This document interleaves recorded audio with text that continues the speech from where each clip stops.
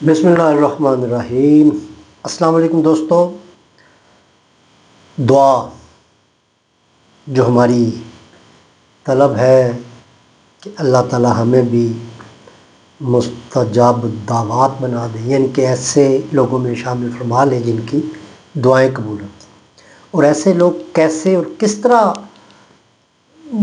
اپنے آپ کو اس مقام پر لے جاتے ہیں، وہ رستے کی ہمیں تلاش ہے کہ ہم وہ رستہ طے کریں، ہم محنت کریں اور اس مقام پر پہنچیں جہاں اللہ تعالیٰ جی ساری کی ساری دعائیں قبول فرماتے ہیں۔ آج ایک آیت کی طرف توجہ آپ کی دلانا چاہتا ہوں۔ اس آیت سے پہلے ایک ضروری چیز جو بتانی ہے وہ یہ ہے کہ دعا قبول ہونے کا جو معاملہ ہے وہ یہ ہے کہ آپ کا سب سے پہلے تو اللہ کی ذات پہ یقین ہونا لازم ہے۔ اگر اللہ کی ذات پہ یقین ہے اور وہ غیر متزلزل یعنی کہ شیک ہونے والا نہ ہو، تو ایسا یقین ہو کہ آپ کو پتہ ہو کہ اللہ تعالیٰ جی ہر شے پر قادر ہے اور وہ جو چاہے کر سکتے ہیں، وہ ہر چیز پہ قادر ہے، اور آپ کے یہ دل کے نہا خانے جو ہیں ان کے اندر بھی یہ شک پیدا نہ ہو کہ یہ نہیں ہو سکتا، یہ اللہ تعالیٰ جی نہیں کر سکتا، استغفر اللہ ربی من کل ذنب، ہر چیز اللہ تعالیٰ جی کر سکتے ہیں۔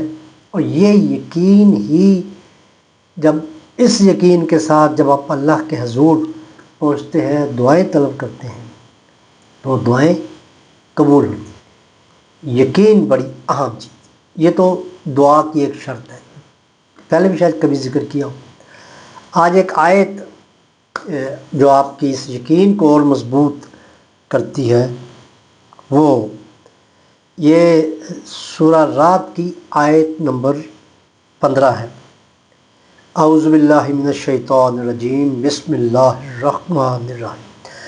وَلِلَّهِ يَسْجُدُ مَنْ فِي السَّمَاوَاتِ وَالْأَرْضِ طَوْعًا وَكَرْهًا وَظِلَالُهُمْ بِالْغُدُوِّ وَالْآصَالِ،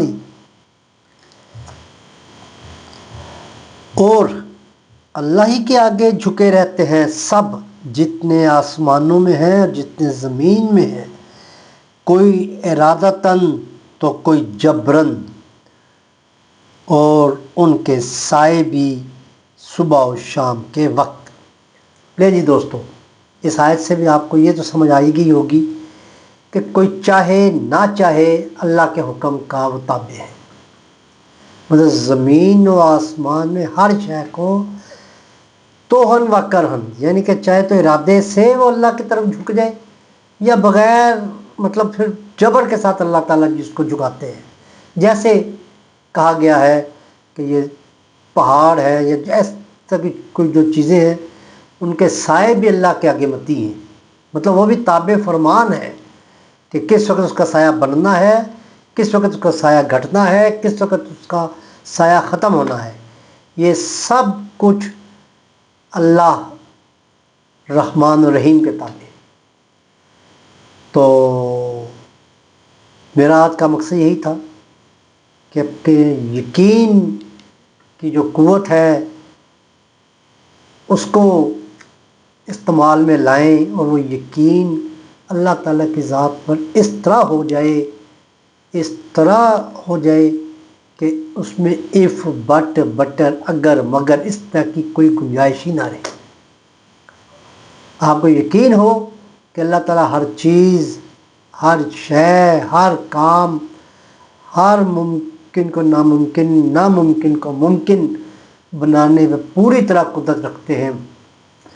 اور پھر آپ جب اللہ تعالیٰ کے حضور پہنچتے ہیں اور عجز و انکساری سے اپنے آپ کو مطیع و فرما بردار رکھ کر جب آپ اس سے دعا فرمائیں گے تو وہ آپ کی دعائیں ضرور سنیں گے۔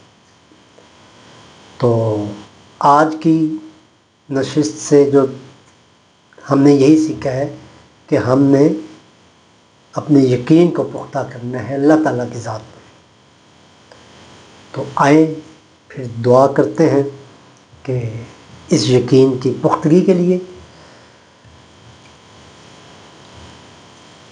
بسم اللہ الرحمن الرحیم۔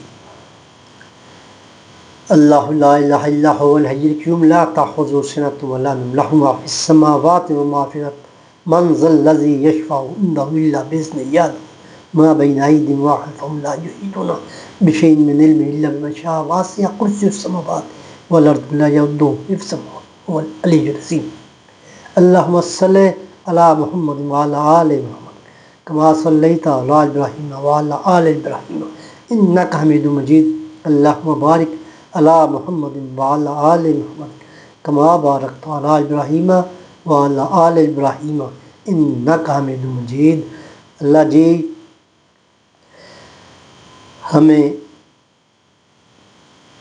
توفیق دیں، ہماری مدد فرمائیں کہ ہمارا یقین آپ کی ذات پر وہ یقین کامل ہو جائے جو صحابہ رضی اللہ عنہ کا